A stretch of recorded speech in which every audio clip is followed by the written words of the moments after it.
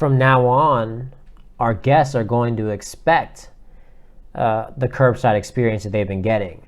So that's walking food out to them instead of them coming in to get their food. This whole quick, easy, contactless service is going to be super important.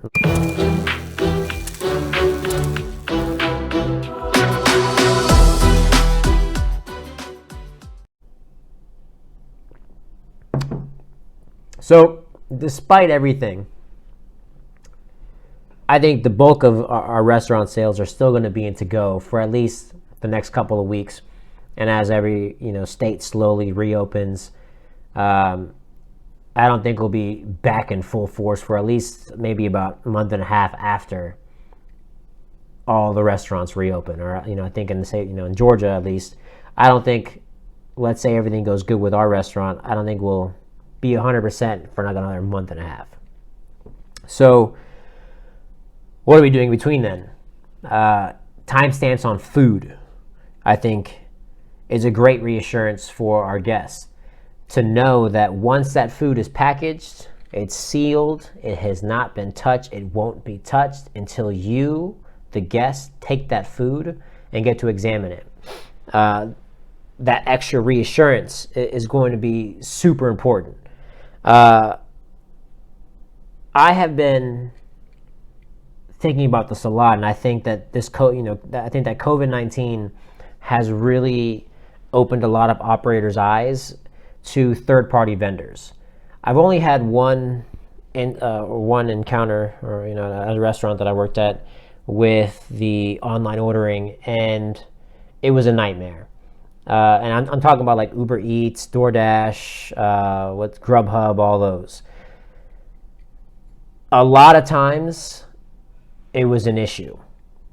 Whether it be a payment, whether it be, I think I saw something on the news the other day where they said 4 out of 10, or I think it was 6 out of 10 delivery drivers said that they had eaten other people's food, which is crazy to think about. That who in their right mind would eat someone else's food like that? But I mean, I guess there's some wild people out there.